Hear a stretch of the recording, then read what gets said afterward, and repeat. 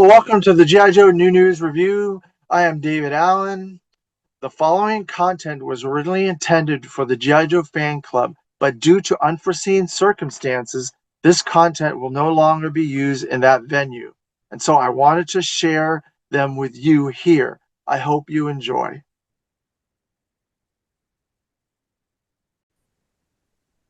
Hello, welcome to another episode of the G.I. Joe Fan Club Live. This is season 2. I have my new co-host, Roger Taft, author How we doing? of the Hey Roger, author of the series of After Action Report guides, and they have a couple other Kickstarters that are come out, the Command Files and the issue 21, history of issue 21 from Larry Hama series Kickstarters. So thank you, Roger, for coming again and joining us for this You're welcome. episode. Hopefully, And then, sorry, I jumped on you. hopefully this will go well without somebody jumping on me. Sorry. And then we have our special guest, God, he's so busy, but we're going to say he's the co-author of The Art of G.I. Joe Omnibus with Chad Huckle. He's also doing all kinds of behind-the-scenes stuff on 3D Joes, and he's working on Operation Recall as we speak behind the scenes. He's got little Carson's back there working somewhere. And then he's got a million other things that he does on top of that stuff that I'm sure he'll tell us down the road. But the way, thank you for joining us, Carson. I appreciate the invite, David, and that was a nice intro. Thank you, sir. The way that the G.I. Joe Fan Club works is that we take the breadth and history of the G.I. Joe brand from its inception to present, all aspects of the G.I. Joe brand, packaging design, comic books, toy, or toy evolution, animation, Sunbow animation, comic books, all the different histories of comics. And we take all those different aspects, we discuss parts of those. Last season, we went through the broad strokes of the brand.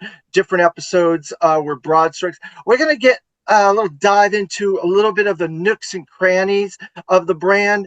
And one of those nooks and crannies is packaging artist Hector Garido, which is probably one of the most famous G.I. Joe packaging artists in the history of the brand. There's been a few others, but he has made the largest impact. So we're going to dive deep into his career and what he has brought to this brand. And I thought there's no other person better to talk to us about Hector Garido, because the art of G.I. Joe is largely based on Hector Garido's art.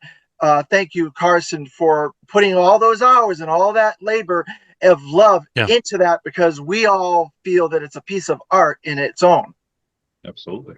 Thank you. I appreciate it. It's been really humbling and exciting at the same time to have so many people finally getting their hands on this book after working on it for years, literally years. I mean, we started the softcover series back in 2015. We finished that. It was about 450 pages over 6 issues. Finished that back in late 2018, 2019, made 1,000 copies and sold out within a year. And then there was a drought for a while, and then we relaunched with the Omnibus hardcover on Kickstarter in 2022, spring of 2022, and we just finished that work and got that out and into everybody's hands. Thank you, everybody, for the patience. I think everybody understands the reason it took so long is because the Kickstarter raised so much money that we decided to spend all of that money by making the book bigger and better and expanding the scope and, doing what I always accuse my clients of, scope creep, where it starts out, it's going to be this thing and it's manageable, and then before you know it, it's no longer manageable. We went from 450 pages on the soft covers to 712 pages on the omnibus, and I couldn't be happier with where we landed, the quality of the final product, and especially Chad and I didn't cut any corners. We took our time. We took very little heat from the community because the community understood that we were eating a gigantic elephant and we could just do it one bite at a time. And so they were patient with us, and now everybody's got it in their hands. And if you just check out the Facebook group, the Art of GI Joe feedback group, it's amazing. Like the feedback has been incredible. So it's a really exciting time for me. I'm still knee deep on editing the creator interviews because we filmed over 40 hours with the Kirk Bazigians, the Ron Rudats, the Mark Penningtons, the Bill Merklines, the Doug Harts. We filmed with a lot of folks for content for that book, and I'm chewing through all those interviews now. I transcribed them, and used a bunch of the statements that those folks made for quotes throughout the book. So all the kind of a lot of the knowledge that they gave me over the course of those interviews, I've already made it into the book, but now I'm doing the video production thing where you really have to polish that up, make a bunch of cutaways, illustrate what they're talking about, and of course condense it down so it's the most enjoyable viewing experience for the end user. So that's what I'm working on now. Unfortunately, Hector passed away a couple years ago, and I used to be able to call him up and talk to him on the phone. When I was working on the soft covers, I would finish one and then I would mail a hard copy because I could buy these one-off hardcover photo print books, versions of the soft covers, and they were like $200. But I would, every time I would finish a soft cover, I'd make a one-off photo hardcover and I'd mail it to Hector, and then I'd wait 2 weeks and then I'd call him. And so that was amazing to be able to catch up with them through volume 3, and then after that, he stopped being responsive and then he passed away. So, there's a lot about Hector in there. Unfortunately, that's not from video interviews. That's just from talking to him on the phone, and then also talking to the man that hired and managed Hector Garido, who a lot more people are going to be aware of and have good knowledge of after reading the omnibus. Ed Morrill, who's a good friend of mine. He's in his mid 80s. He lives in Queens, New York. I've gone up to visit him a few times, and he was the man that worked with Hasbro as their packaging executive. It was subcontracted out to a packaging agency out of New York City. And so from 1969 to 1989, they worked with Ed Morrill on G.I. Joe logos, packaging, hiring the illustrators, managing the illustrators with thumbnail sketches, all kinds of stuff. So you'll learn about that in the Art of G.I. Joe Omnibus. There's a beautiful double-page spread to Ed Morrill on one side and Hector Garido on the other side. So that was a lot. Thank you for having me, David. No, it's a pleasure. I've been wanting to do this. I've been badgering you about trying to get this, and you were like, David, why don't you wait till the omnibus comes in, read the interview? Because I've been asking you about this interview. This is the interview that's really gotten my berries buzzing, as Chris McLeod likes to call it, berries buzzing. So yeah, that's the first time I've heard that. It's got your berries buzzing, eh? That's what Chris says all the time. So I figured I'd use it. What the hell? So I've been very enthusiastic about this particular interview because I've wanted to learn a lot more about Hector Garido, and I'm going to do a small little segue because he didn't only work on G.I. Joe. I want to talk about a little bit of the work that he did prior to G.I. Joe before we get into the weeds of G.I. Joe. He worked on Nancy Drew, Susan Sand novels. He did interior art for Susan Sand. If you can look at that, looks kind of like the Baroness a little bit there.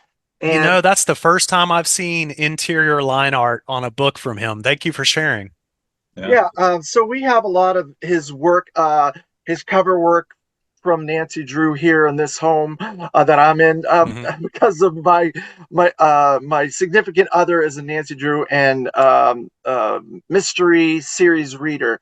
And so we have a lot of his material. So it was fascinating to me when I found out that he worked. I didn't know this. And that's the weird thing about G.I. Joe community. You're learning things all the time. I learned this probably about, what was that? I said, of course, there's always something new to learn. If you have a curious mind, I mean, there's so many different rabbit holes to go down. G.I. Joe will never become a boring hobby as long as you have an open mind to learning about different parts of it. Yeah. And so, like, about 10 years ago or so, when I was getting your series, your previous series, someone said that Hector Garido worked on Nancy Drew. I was like, what? He worked on Nancy Drew? So I immediately went to my significant other and said, hey, do you know Hector Garido? Oh yeah, he was a painter on Nancy Drew covers, and he did Susan, and he did this, and he did this, and he did all this other Mhm. stuff for decades prior to getting the work from was it CLS and M? Uh, That's um, right. So that was Ed Morrill's company. The M on CLS&M is Morrill. So that's Ed Morrill. He was a partner in the firm. When he started with Hasbro in 1969, he was working with Irving Werbin was the name of the gentleman that hired him. He actually went in the army, did 4 years in the army, and then he got out. Then he moved to Manhattan. And his first job, well, he had a short job with this lady that didn't last long. And then he had his first real job with Irving Werbin, which was a smaller packaging firm that he thought he'd be able to take on more responsibility and have more upward mobility there. So he ended up with Irving Werbin. He landed the work with Hasbro while he was at Irving Werbing. It became such a big client for him that Irving had to promote him, and that became Werbin Morrill, which was the company for a while. And then Irving retired, and so it was just Morrill and Associates for a while. And then Coleman, LaPuma, and Siegel came to Ed and said, "We'd like to partner up with you." So it became Coleman, LaPuma, Siegel, and Morrill, CLS&M. Now, while he was working with Irving Werbin back in the early days of rebranding for Adventure Team 1970, he went through the Mendola Advertising or Mendola Illustration Representatives Agency out of Manhattan. And Mendola was able to connect him with an amazing painter named Don Stivers, who did most of the paintings from 1970 to 1976 for the Adventure Team related stuff.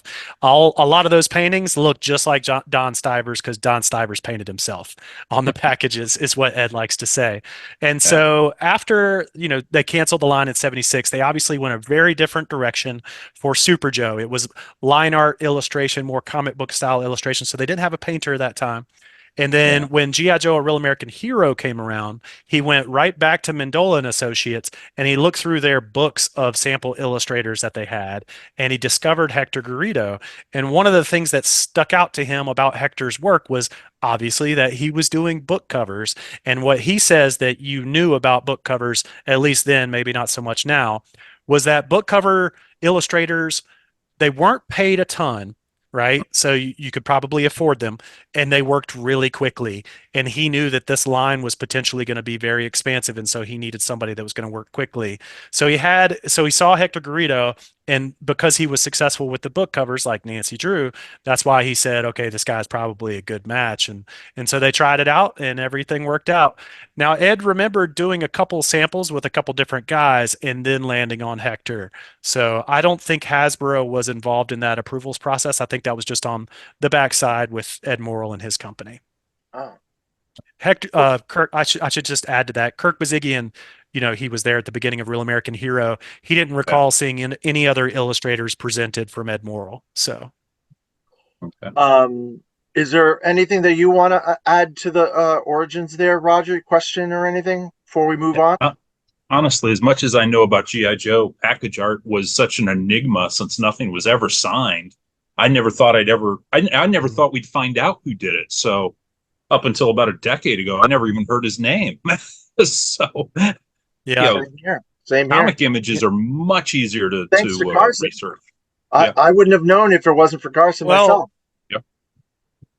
there was certainly, I didn't discover Hector. So first, I'll just put that out there.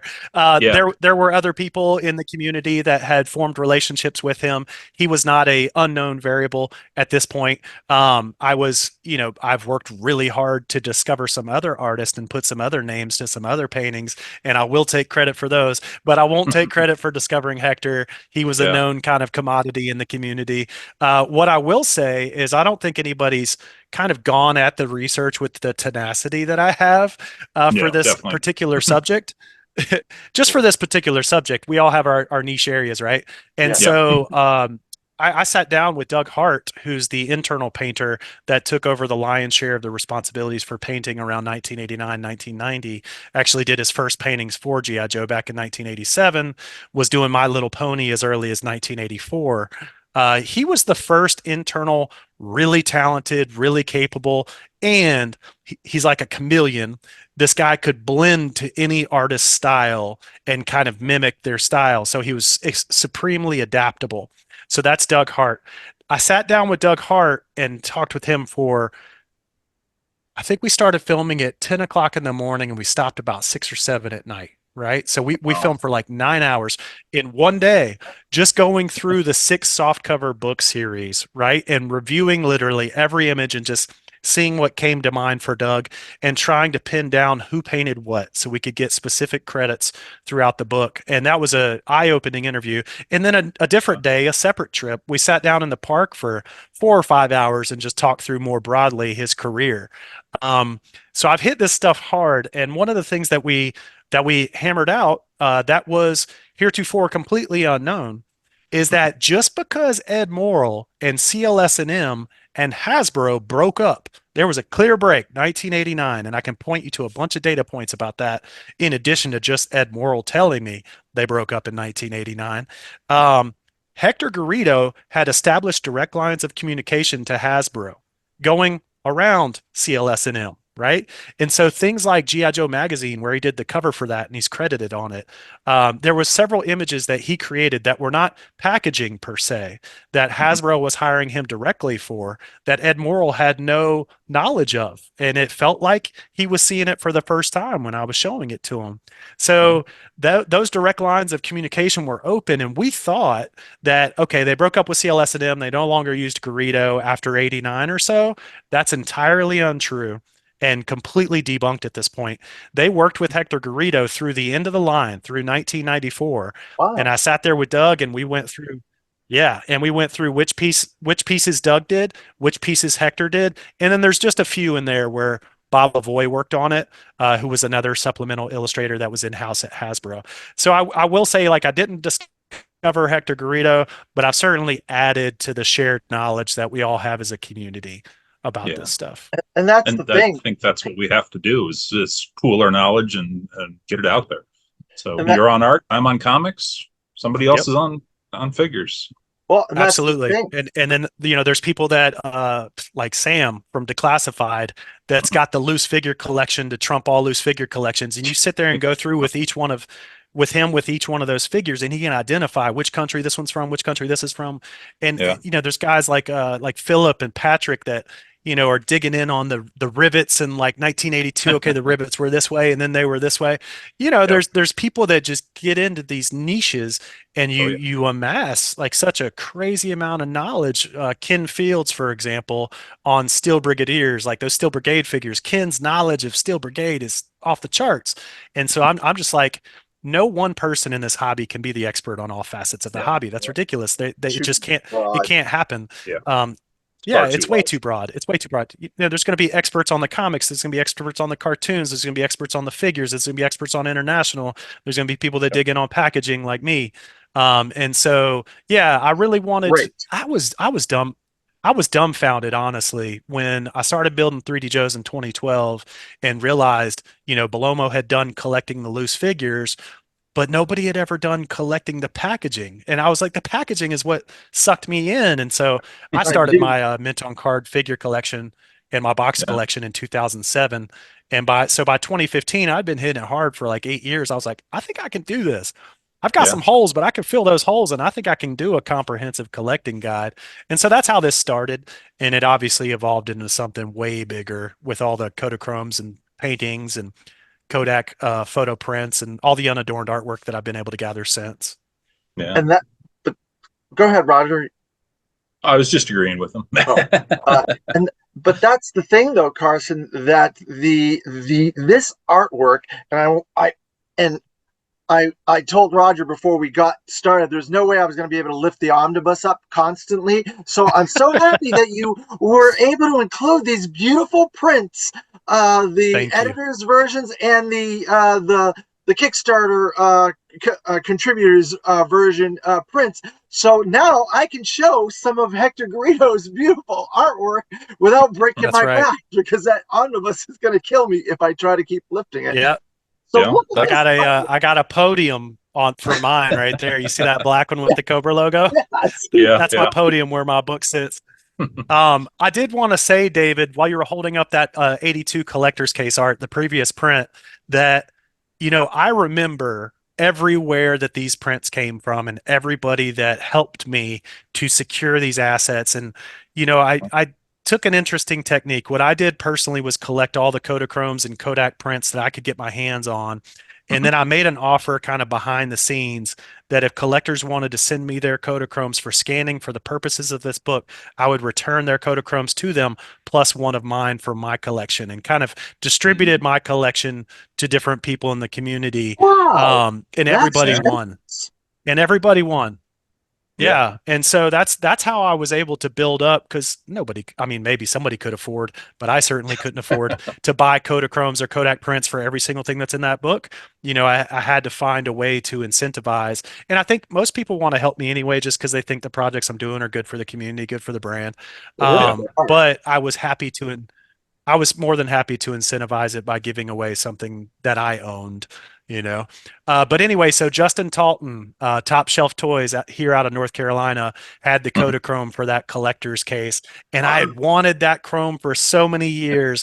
I knew one other collector had it, but he's never letting go of anything. And so when I found out Justin had that, and I believe he had the Duke Kodachrome as well.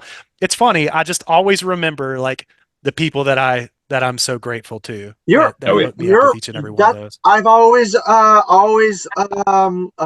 that was one of the best things about you. You remember the people that are part of the community that have contributed and are working with you and stuff like that. You are not a selfish person by any stretch of the. And I love that about you. That is so wonderful that you wear your heart on your sleeve, and you give that love back in many different ways, 1,000 times. And I think the community, all the people that know you, that have met you in person, can agree with me on that. I really appreciate you saying it, man. It comes from a genuine place. Like, the book would never be nearly as good as it is without the help of everybody. Dozens of people. You see it right there on the first page when you open it up and you see the Hasbro and 3D Joe's Yeah. logos. There's dozens of names, Yeah. And if I missed anybody, I apologize profusely. Give me your name, and if we do a second print and the digital versions, I'll make sure your name's in there. But I think I got everybody. But yeah, there's been dozens of contributors over the years, first to 3D Joe's and then to the books. And I think Limbs Lemon gave me snake eyes. I just remember where all these came from. Yeah. Some of them just like jump when I saw the page in the book, and then I looked through the book first, but then when I saw that some of the pages were the prints, because I guess I didn't pay attention to the print choices and stuff. I'm not Mhm. even sure if I was one of the ones choosing the prints. I was like, I'll take anything. Just give it to me. Yeah. But there's some in here that I talked to Roger beforehand on that just Mhm. leap off the page that are just Quite Mhm. literally. absolutely beautiful. And I'm going to get to that Yeah. And one, I think, right now.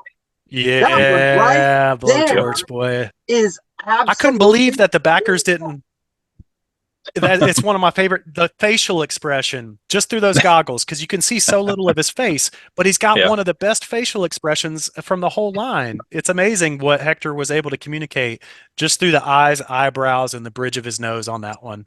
And yeah, that was one of the ones that didn't get voted in by the backers. So I was like, okay, that's going in editor's choice. You can't Thank leave that one you, out. because that is gorgeous. I can't believe it. That made me Maybe that's love because, Blowtorch as a child. yeah, maybe that's because you had the ability to actually look up close at that eye line that Sure, the collectors didn't really sure. see that. So good Yep. choice. Yeah, no, It, we definitely, Chad and I have the luxury of really getting in on these things.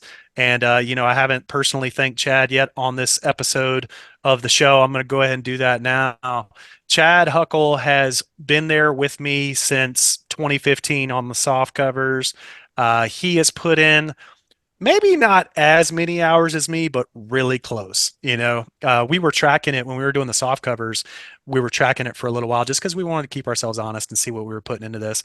And we were doing about 400 hours a piece just on the soft covers. And there were Yeah. six of them, right? So, 4, 8, 12, 2,400 hours each on the soft covers, about 5,000 hours for the two of us. And then the book, there's literally over 10,000 hours of work in there easily, Yeah, absolutely. Especially with all the travel to do all the interviews and then now all the video editing. Like it's well over 10,000 hours, I'm sure. Yeah. And God bless Chad, because this book would not have happened without his like continual commitment for 8 years now. So thank you, Chad. Thank you, Chad. Yeah, I'm only 6 books in. I don't think we put in anywhere near that amount of time. Of course, we're not digitally, Well, a lot of it's, correcting things. yeah, yeah. A lot of it's the Photoshop time, that Yeah. image restoration piece. Because Chad would go into the Kodak photo prints, and there would be the tiniest little pores in the Kodak print where you just get a little white speck, right? Yeah. And you don't even notice it until you zoom in on it. Chad would go in on the Kodak prints and he would get rid of every single white speck, you know. Yeah. Well, obviously we're doing the big stuff like scratches or dust or, you know, because a lot of these were photographed on a photo table, and you know, there could be something in the lens or something on the table. There's just natural stuff that you got to fix. And then the artifact itself, the chrome or the photo print, might have picked up additional scuffing over the decades that it's been floating around in different people's collections. So Yeah. yeah, Absolutely. Chad did the Lord's work, man. He put in hundreds of hours. Yeah. What you got there, David? That's that Susan Sand book. You can see she looks just like the Baroness. Nice. So Hector he That's just had, definitely Baroness had a undercover. style. yeah, he had a Yeah. style, obviously, Hec- for certain types of women. Yeah. mm-hmm. Um, At least that Yep. particular type of woman. he David, liked black-haired David, I'm women. gonna pin your he did. I'm gonna pin your video for now, while you're showing off these prints, so it doesn't cut away to me and Roger when we're talking. So we'll just show your prints for now. There you go. But yeah, the Baroness is a book series from the mid '70s. Most people will know about. They'll certainly know about it once they've read the omnibus. He did multiple covers for a series called the Baroness, and they're all kind of this dressed in black, kind of tightly outfitted super spy lady, and her name was the Baroness. But yeah, Larry, supposedly there's not a connection there. Maybe it's subliminal, but supposedly there's not a connection to the books. I don't know. But you said in the book, Yeah. and I like the wording of this because this is a word you do not hear that much. Let me get the my notes just so I can make sure I got the word properly pronounced. You Sure, used no problem. Dynaism, and you used what is it? I wrote it in my notes. Oh, dynamism and idealism, where it describes the artwork where this looks like it could come off the page. And I'm guessing that's what the description means. Yeah, so dynamism, I just looked it up to be fair, is the quality of being characterized by vigorous activity and progress, right? So you're doing something, you're getting somewhere, you're making something happen. And so the point, Ed Morrill did the thumbnail sketches, and Ed always said the point of his thumbnail sketches were not to show the wind up and weren't to show the guy posing after he made the hit. It was show him in the moment of connecting with the ball. Like he wants it to be something's happening. It's not just before something happened or just after something happened. He wanted it to be dynamic.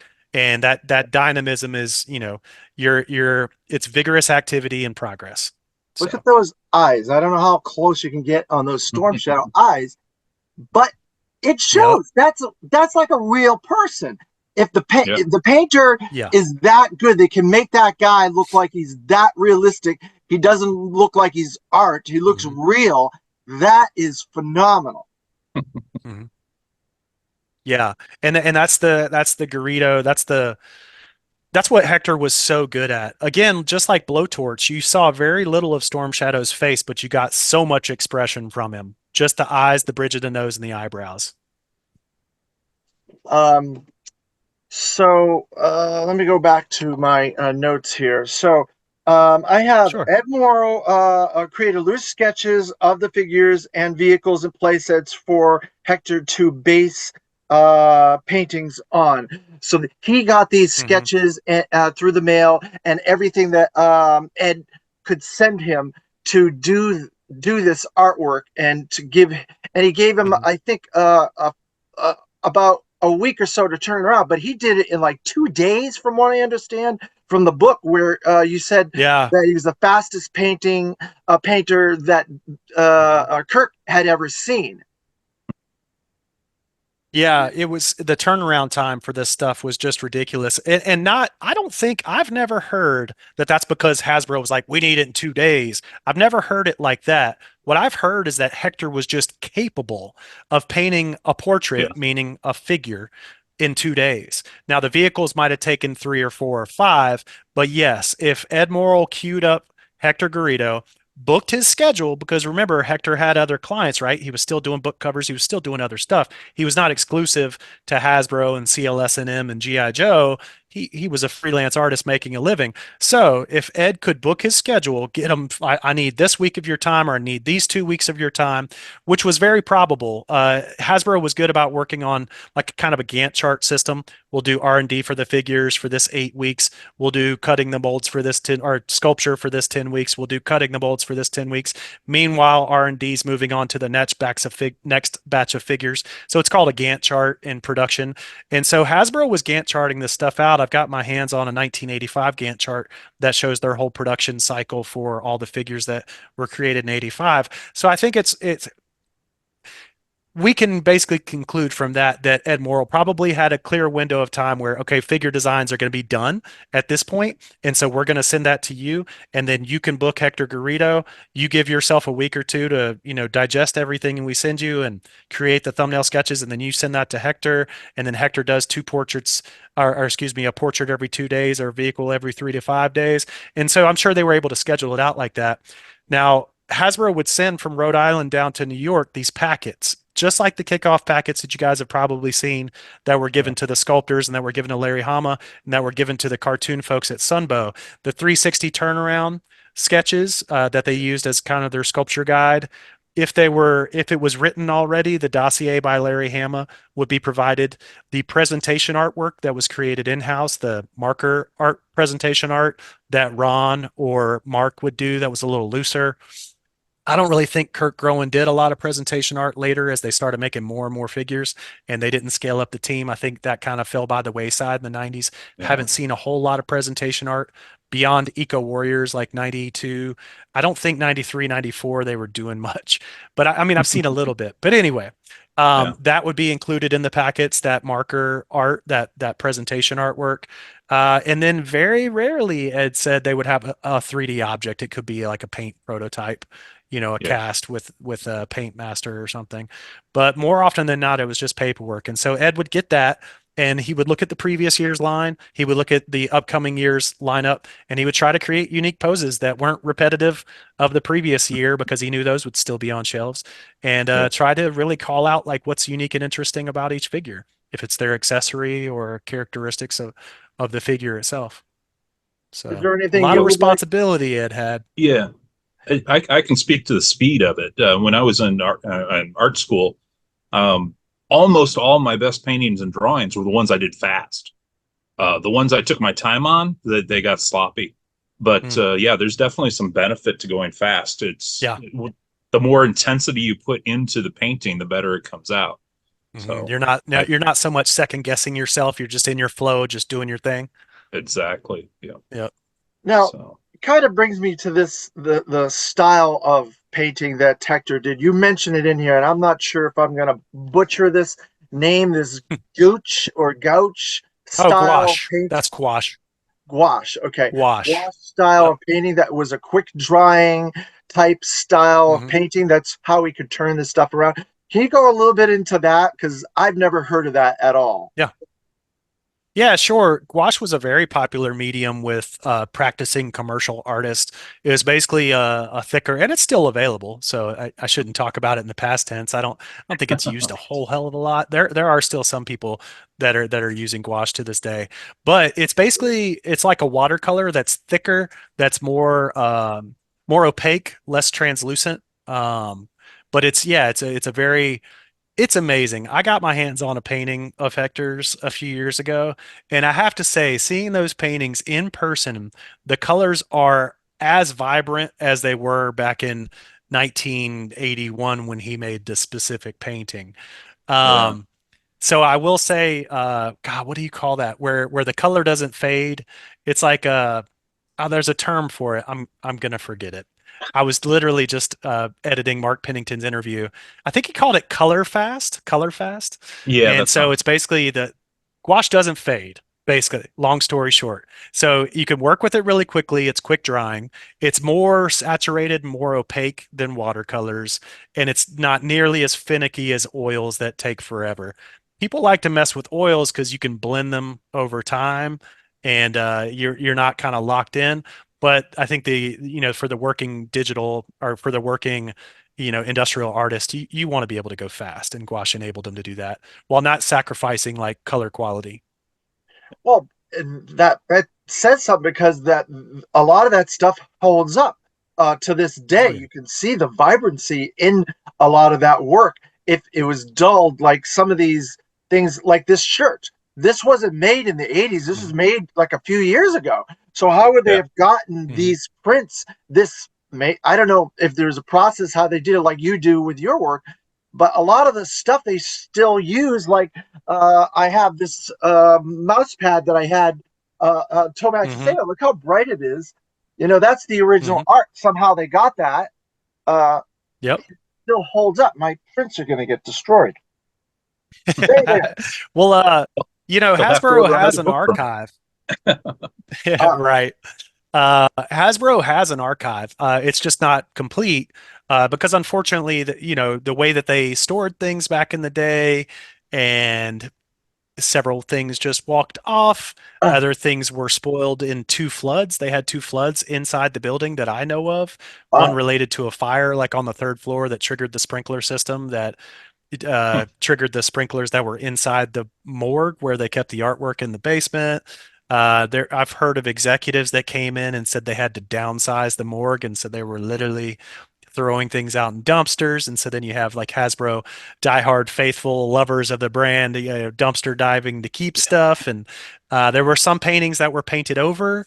In the early 80s, we had a lot of key characters like Flint and Duke, for example, that were remade for Tiger Force. They painted over every one of those figures to make the Tiger Force figures. Yeah. And we know that for sure, 100% certain, because a while back, some of the figures and vehicles that were going to be made as Tiger Force, but then weren't, those paintings surfaced and they were not painted over because of those plans being scrapped. So, Mhm. yeah, they literally were painting over paintings to save time, and that's one of the crazy things we Yeah. talk about in the book. For anybody that's skeptical of that, look at the Night Ray. In the on the deck of the Night Ray, just under those little slots, you'll see Torch and a Cobra Eels that are still underneath the deck in the Night Ray. The rest of Yeah. it's the rest of it's Night Force GI Joes. And I was talking to Doug Hart about this, and he didn't remember. I think they just overlooked it, man. They they Yeah. painted over all the other figures, and they neglected to paint over Eels and Torch. So it looks like they're either prisoners or they're stowaways. but that's They're good undercover. though.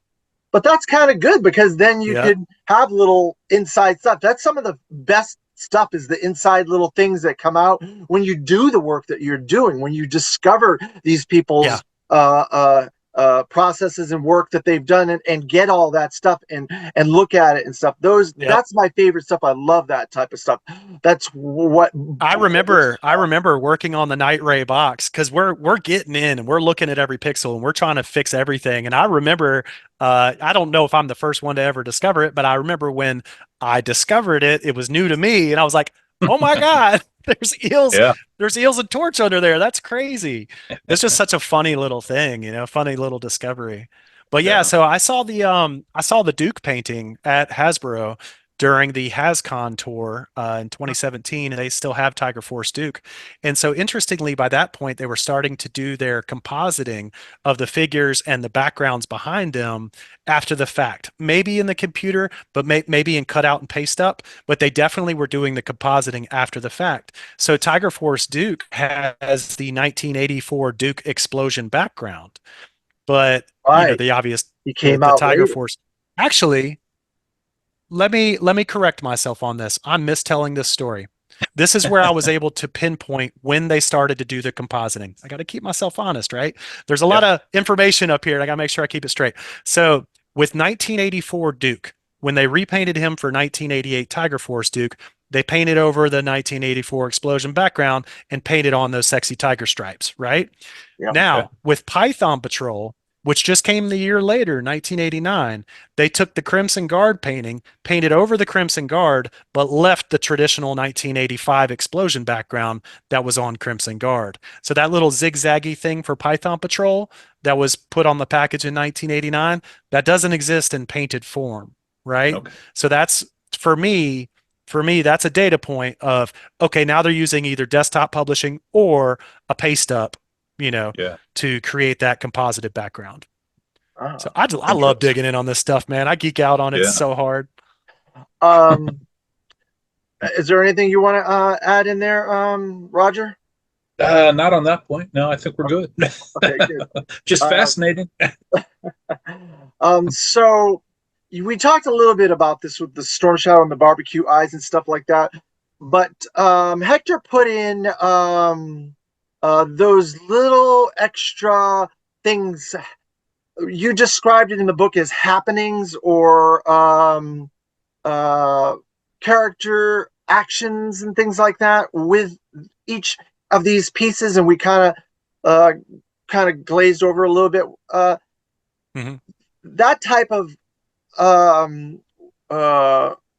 work that he did on these things, that kind of like the fans as children, and I've heard a bunch of stories recently of people where when they went into stores, they would look at the package and then they would read the file card, but if it was the package that caught them first, and they were like, oh, this package is beautiful, look at this guy, look at that guy, whatever. And that's how because they couldn't buy the whole line, even though GI Joes were like $1.50 or whatever back in the day. Kids didn't have a lot of money back in the day for mowing lawns, maybe $5 back in the 80s or whatever, if you're lucky. So the parents. Oh man, I was making $1 an hour for yard work, like hard labor on the horse farm, $1 an hour. And if we worked hard, oh, thank you, man. If we worked really hard, we would get $1.25. That was the incentive to work really hard. I think mine was $0.25 an hour, but I was doing things like dishes and vacuuming. Oh my God. Wow. Okay. Boy, you guys had stingy parents. It was the 80s, man. It was a different time. It was. We were in a recession, man. That's back when interest rates were 18%. Oh, yeah. I remember I would work different times. Yeah, I would work all week, and then like Thursday or Friday, my parents would give me $3, and I'd ride down on my bike for like 3 miles to the Payless and buy one figure. And God, one figure. God, a figure a week. You could get the whole run. A figure a week. Yeah, you could do that. You could get the whole lineup. Yeah, it's 52 weeks in a year. You just couldn't get any vehicles. No vehicles. You'd have to do something special, because I had to earn the vehicles that I got. I had to do something special. Probably I've told this story a few times, but I helped my father find something that he had lost and he needed it for work or whatever. And he was like, whoever finds this is going to get a toy, and I'll bring you to the store. We'll get your toy. So I found the thing for his job or whatever, and I got to get a toy. So I got to go to, I think it was Kmart. And I picked out what I thought was the most coolest, awesomest toy. Looked awesome. I saw it on the cartoon. I was like, I want that. And it ended up being the Havoc. And it was like $16. Yeah. I was like, I earned the $16 Havoc back in the 80s. But you must have saved your dad's job or something. Like whatever you found must have been very important. Yeah, must have been really important, because that was a lot of money. $16 to buy a toy back in the 80s, mid 80s. Oh, yeah. When did that come out? Havoc was 86. So yeah. Yeah, that's like a $60, $70 toy at this point. By scale. So that memory sticks with me as one of my best memories with my father. But nice. I digress. Back to the packaging. That's what it's all about. Yeah. Back to so that is what it's about. That that extra happening and that extra character action that he puts, like you can see it. I don't know. This is an early one, the Snake Eyes. You kind of see him kind of like in action, like he's in a trench or whatever, and he's like going after the troops. Let's go, kind of thing. Or more accurately, Yo, Joe, exactly. Kind of thing. Or he's not talking because Snake Eyes doesn't talk. You know what I'm talking about. That's why he needed that action. So we right, that joke, exactly. Hector used that pose on one of those books later on, the Find Your Faith books. And it's so funny because Flint's in front of him in the foreground and Snake Eyes is back behind him in the watchtower. And there's like a plane coming in and Snake Eyes is pointing to it. I'm like, nobody can see him. There's no way. Anyway, you'll have to look it up. Okay. I have all those Find Your Fate G.I. Joe books. Yeah, no, they're great. They're great covers, man. There was some repetition in terms of the poses that Hector used, but a lot of the stuff was completely unique poses, and obviously it was a Hector Garido rendering, so there's quality artwork in those. For people that haven't looked at it, I would recommend checking out the Ballantine Books Find Your Fate covers. And then we got a lot of artwork in the other Ballantine Young Adult series, which is really cool.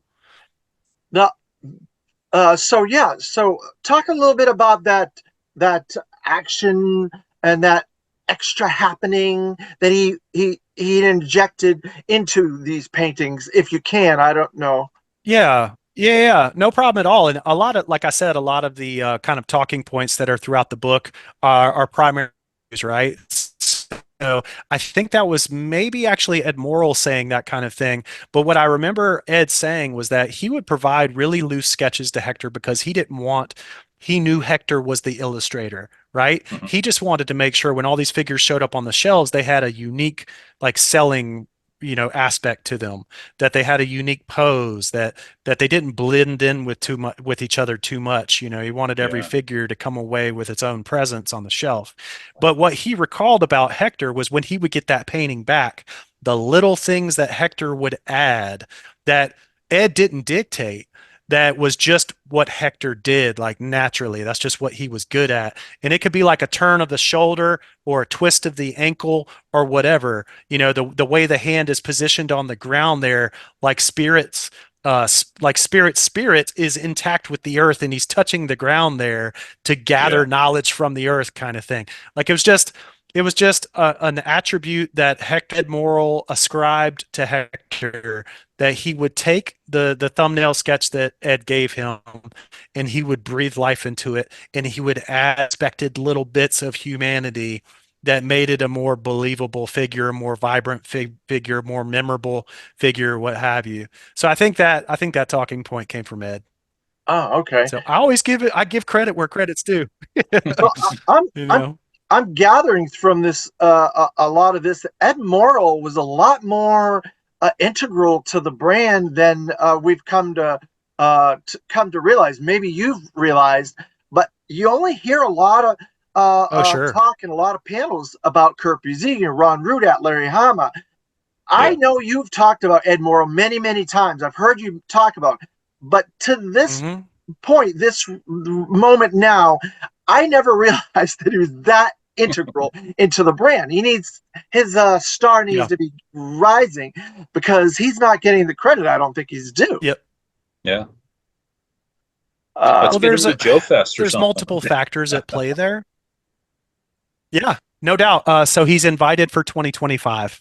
So I'm working on a gathering of the creatives for 2025. Dan's getting a bunch of people together for DFW this year, so I'm not going to compete with that in terms of the creatives. So what I'm doing is working with Ed right now to make sure our 2025 schedule is really robust with the legends. And so I've invited Doug Hart, the painter, Ed Morrill, the packaging director, Kurt Bazigian, brand director, Ron Rudat, figure designer and vehicle designer, Mark Pennington, figure designer, Bill Merkline, sculptor. So I'm trying to pull out all the stops and get all the guys there for 2025. So wish me luck. But what I want to say about Ed is, certainly anybody that has an interest in this stuff, go to 3djoes.com, go under pre-production, and go to creator profiles and just dig in, man. There's a page there for Ed Morrill that's pretty exhaustive. And, we spend weeks on these pages and they're free and openly accessible to the public, free of charge on an ad-free website. Go enjoy it and learn about these guys. I've certainly been trumpeting Ed Morrill for the 8. Have I known him 8 years? No, I think it's a little less than that. I think it's 6 or 7 years. But I've been trumpeting him since I had my first interview with him and discovered, to your point, David, how integral he was to the not only the creation of the branding, but the everyday maintenance of it, going forward for 2 decades. I mean, 1969 and 1989, he was overseeing all the packaging. He was there at Toy Fair doing the package comps to try to sell these things through to toy sellers. He was managing the illustrators. Anytime there was a branding refresh, he was knee deep in it. He was working collaboratively with folks at Hasbro because they had their own internal packaging department. But the way Kirk Bazigian will talk about this is, and it's like this today in corporate America. For anybody that's worked in corporate America and then has partnered with an outside agency, there's a reason you do it. And the reason you do it is to inject new blood and new excitement and maybe honestly a slightly higher caliber of skill at that specific task that you're contracting for. I think your internal people, they know the brand, they know everything. They got a broad cross section of knowledge and they have a broad cross section of skills. But if you're doing something niche like logo design and packaging, right? Maybe if it's not quite where we want it to be, and that's certainly the way that Stephen Hassenfeld felt back in the late 60s and early 70s, which is why they went out looking for a packaging company in the first place. If it's not exactly where you want it to be using internal resources, that's when you go out and you partner with people that do that one thing all day, every day. They went to New York and they found Urban Morrill. And that's why Ed Morrill was able to win the business. And so for 20 years, they were the experts, Urban Morrill and, CLS&M later on, they were the packaging experts that did it all day, every day for big brands. And they didn't just do Transformers. They did Visionaries. They did Transformers. There were so many. Yeah. Do I have 100% confirmation on that? I feel like Cops was not managed by CLS&M. Yeah, no. Like It's comic book line art, and the Doug Hart interview talks about this. So I don't have that filed away in my short-term memory to like pull it out for you right now, but I know it's definitely in the Doug Hart interview. And we nailed down who was the illustrator that did it for year one. And then there was a second illustrator. The first year illustrator was a freelancer that was out of house. The second year Cops illustrator was Richard Marcege, who was an internal illustrator in the packaging department that primarily did the black and white line art for like the Toy Fair catalogs and the line art that they would give out to retailers to use for their advertising. So Richard Marcege, the internal resource, ended up taking a lot of the Cops packaging artwork for year two. Now, I do remember Doug Hart saying that he worked on some of the vehicles for Cops. There were some packages with vehicles that I believe Doug Hart touched on. So that'll be in that interview. I'm sorry. I really just can't commit every little bit of everything to the short-term memory. Perfectly. You mean you were prepared to answer questions on Cops in a G.I. Joe interview? Well, exactly. No, I'm like, Cops, flush. I love Cops. And I know Bart Sears worked on Cops, the comic book, and he worked at Hasbro on a packaging, art packaging design in the late 80s, maybe 90s. I think he mostly did presentation art, actually. I think he was mostly doing presentation. Yeah. So since I was just editing, Cops, possibly. I don't know. Yes, he did. I'll tell you what I know. So Mark Pennington worked side by side with Bart Sears, and I was just editing Mark Pennington's interview, and so we touched on Bart quite a few times. And Bart was solely responsible for designing the buck for Cops. So he got to make that larger, more cartoony, more big proportion figure. Yeah, more exaggerated. Sculpt. Exactly. And so that was Bart Sears, I believe. And actually, I've seen paperwork at Bill Merkline's house when I helped him liquidate that paperwork when I was up there maybe 2 years ago, sculpting Ritello. there was a lot of Bart Sears presentation artwork for Cops that was illustrated by Bart. And not only did he illustrate the presentation art with the markers, the full color, but he also illustrated the sculpt sheets, the turnarounds. So Bart Sears was the R&D guy for Cops. Now, I'm not gonna say he did every figure, but honestly, I'd be willing to bet that he did. I haven't heard of Mark Pennington or Ron Rudat or anybody else designing figures for Cops. So if he did the buck, and I know he did several figures, I'm willing to bet that he did all the figures. He didn't do the vehicles, I'm sure. I'm sure that was somebody else. But so yeah, Bart Sears was, he's completely tied to Cops. Now he didn't do the package artwork because I assumed, since Bart Sears is a badass comic illustrator, and since he did the buck and he designed the figures, that he probably did the packaging too, but he didn't do the packaging. And I've confirmed that with Doug. Okay. So it was an external freelancer for year one, and then it was Richard Marcege for year two for the Cops packaging. What else do you want to know about Cops? No, I do remember. I just, because I've been trying to do that interview with Bart Sears for like 20 yeyears or something like that. I know you've been trying to work with me to get that interview, and we can't seem to get it. I don't know what the hell's wrong with Bart Sears. But to Roger's point, Bart Sears did design several G.I. Joe figures. He did, like the actual design of the character itself. Yeah. And then he also did presentation artwork for figures that Mark Pennington designed. So I've seen presentation artwork, for example, for Hit and Run and Hydra Viper, and those are both Mark Pennington designs. So a lot of times the figure designer didn't have the time or the luxury to create the presentation artwork, right? So early on, Ron Rudat would create presentation artwork. They didn't have anybody else yet, but then they started hiring George Woodbridge, contract illustrator, and then they started hiring Dave Dorman, and then they started hiring James Payette. And along the way, Bart Sears, he was an internal resource, so that was a little different than the other three I just mentioned. But Bart Sears would jump in and help out with presentation artwork. So there was a lot of people pitching in on presentation artwork. Presentation artwork didn't have to be a universal visual language. They were very content with presentation artwork being very different, because Payette and Dorman and Woodbridge, they all have three very different styles. Very different. You put those presentation artwork pieces, you put those side by side, they don't look like they're coming from the same guy. No, Dave Dorman uses watercolors. I've seen his artwork up close from him. He uses watercolors, and that's a totally different type of medium than other styles. It doesn't look nothing like Hector Garido's style or anything like that. No. Yeah, I've got some Dorman pencils, and they are just really crisp. Yeah. Nice. Yeah. So Dorman was discovered by Rudat at a military miniatures show, and Rudat plugged him in with Hasbro as a contractor to help out with presentation artwork. And then when Ron, this is interesting, this came from Pennington's interview, when Ron was getting off of G.I. Joe, he was exhausted. He had done 115 figures. Let the guy do something else, And so when Ron was getting off the brand, they actually offered the figure design position to Dave Dorman, and Dave Dorman didn't want it. He was living in Florida. He was a successful illustrator by that point. He enjoyed the contract illustration work that Hasbro was giving him, but he didn't want to move up and take a full-time job and fill that role. So what he did was he advised them to go check out the Kubert School of Cartooning, and that's where Dave graduated. That's also where Pennington graduated from. That's how they found Mark Pennington and brought Pennington in. So Mark Pennington basically thanked Dave for recommending they go to that school and check it out. That's another guy that we've been having a hard time trying to get a hold of, is Dave Dorman. I've met the guy hundreds of times at conventions, but trying to get an interview with him is like pulling teeth. But I won't go into that. But the whole reason why I will, I'll second that for you, though.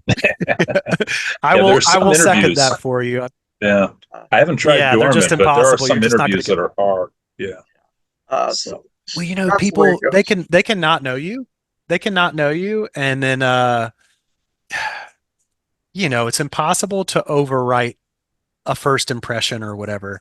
And so if somebody doesn't know you, you have to imagine these creators are getting hit up by fans like us all the time, because there's a lot of us that are passionate about this stuff and want to talk to the creators. And so if they don't know you, and it's not like a warm meeting, and it's just like a cold call, you know what I mean? it's just impossible. It's so hard. That's why we're so lucky as GI Joe fans to have the Kirk Bazigians, the Ron Rudats, the Mark Penningtons Yep. that are willing to engage with us. And what I Yeah. was going to say about Ed Morrill a while back, and I don't think I got around to it, was I think it's the reason that Ed Morrill's visibility hasn't been super high was he wasn't seeking this stuff out. When he left CLS&M back in 1993, 94, and kind of retired, um, he just didn't think that he would be talking about GI Joe anymore. And so, Exactly. you know, 30 there years later, still talking he about it. stumbled. Yeah. Yeah, so he stumbled upon some paintings, long story short, and that's what kind of plugged him back into the community. His son started helping him sell stuff he had sitting around the house, and then people started contacting his son through that. And then that's organically what led to me and him getting together. And so I think he was blown away when I showed up at his house with the softcover books to talk through that with him. And he's like, I think he was blown away that somebody had taken that time to Oh yeah. preserve his contribution, and I think that really opened him up. And so we've worked really hard with him to create his creator profile on 3D Joe's and talk about him in the book. And I certainly trumpet Ed wherever I can. But I think it was that, he wasn't glory seeking. He wasn't trying to stay plugged in. He was like, walking off to the sunset. It's like, Yeah. okay, I'm done with G.I. Joe. I've got to say though, Carson, you have been an ambassador for this brand to these folks, because I remember the first time I met Ron Rudat, he was sitting at your table surrounded by all these lithograph posters that I used to have behind me, but I've swapped out my Yeah. back. And I didn't know who he was. Someone said, you need to go to Carson's table and meet Ron Rudat. He created G.I. Joe. I'm like, what do you mean he created G.I. Joe? He's the guy that did all the sculpting and the designs for the people that sculpted and stuff. We wouldn't Yep. have G.I. Joe without that guy. And I said, oh, okay. I Mm-hmm. had a couple of your books at the time, maybe one of your books, and a couple of Mm-hmm. Dan's books or whatever. So I went over to him, Mm-hmm. and he was quiet. He didn't say a word. I said, are you Ron Rudat? I said, can you sign my books? They signed my books. And I shook his hand and went on my way. He's not the same guy he If was Jenny was back in there, 2012. His son, Shane, that's was right. right. And he's not the same guy as he was 2012. Now he's a chat when you go to talk to him. Yeah. So I think It he's has been nervous. amazing. It has been amazing to see Ron's visibility Ooh, really slap it out. explode over the last Yeah. decade. And I certainly, I think, my efforts with 3D Joe's with the creator profiles are great. What Dan's been doing with his books are great. Um, just Ron being willing to do the interviews and go to the shows and meet people and do panels, like it's all contributing to this awareness of him, which is everybody should know Ron Yeah. Rudat. He was the godfather. Like he designed the first 115 figures, and he actually came back in December of 92 and designed all the humanoid Star Brigade figures that came out in 94. So not the aliens with multiple limbs and like crazy looking stuff. That was That's my Kirk Rowan that favorite. was designing those. Hey, that's cool, man. Everybody's got their favorite niche. It's just not my favorite. but You like the but no, space Ron stuff. Ron actually came back. Yeah. I love that Cobra Commander design, and the idea that 1982 mail order Cobra Commander designed by Ron Drudat was designed by the same exact guy that designed 1994 Star Brigade Cobra Commander. What a bookend to the line. And Yeah, that that's figure true. suffers from a lack of paint up. It's a great figure. That figure suffers from a lack of paint applications. I think any customizer worth their snuff can add a couple colors to it and really make it pop. And you'll see these designs in the 1994 section, Ron's return to the brand. He was creating beautiful figure design illustrations by December of 1992 when he was designing those figures. So we're always learning, and I didn't connect the dots on that he had designed these Star Brigade figures until maybe, I don't know, a year or two ago when I went up to visit Ron and he just had some prints sitting out. I was like, hang on. Is that Cobra Commander from 1994? Wait a second. Is that Black Star from 1994? He just had all these sitting out. I was like, is that Space Shot from 94? And it turned out, yes, they were calling it Out of This World. It was a space, expedition that they were going on. And Kurt Groen was simply overloaded in 1992, December, when Ron was asked to come in and help on this stuff. Because if you think about it, Kurt Groen produced more figures for 93 than Ron did in several years. Well, yeah, Right? Yeah, They that were was a just big year. that window, there was so much. It was unbelievable. yeah, they were hammering Kurt Groen, Yeah, and so Ron came in and helped him out. And so what a cool little kind of discovery that Ron Rudak came back on the brand, his heroic return to a real American hero right there yeah. for the 11th hour, which is really cool. So Well, there's always something new to learn. it's kind of another unfortunate uh, direction that I'm going in. But if you know anybody that has that cartoon they did, there's a Star Brigade cartoon that was a promotional cartoon that was going to be an animated series in the late the early 90s, like Yeah, 94. See if someone's got that, because there was I'd going to love be a to put that VHS tape. cartoon. Yeah. I wonder if it even got that Unfortunately, far. no, No, I Yeah. I think don't it think was. it did, I think Roger. I Yeah, heard. I can't imagine it got past designs. I think they did a It small. did make it through. It did make Yeah, it through the script writing phase, and yeah. Dan Klingensmith has a copy of the script. This was the VHS that was going to come with the Star Brigade figure in '95. There was Yeah, a promotional pack in, kind of like Rapid Fire in 1990 for Walmart. So they were going yeah. to The do a Sergeant free Savage figure VHS. VHS. And the Sergeant Savage figure that came with the VHS. So Yeah, they took that idea from the Star Brigade thing, and they did it yep, with the Sergeant Savage figure instead. And they did produce the Sergeant Savage cartoon. Obviously, they didn't yeah, produce that Star Brigade commercial or 30-minute animation, as far as I know.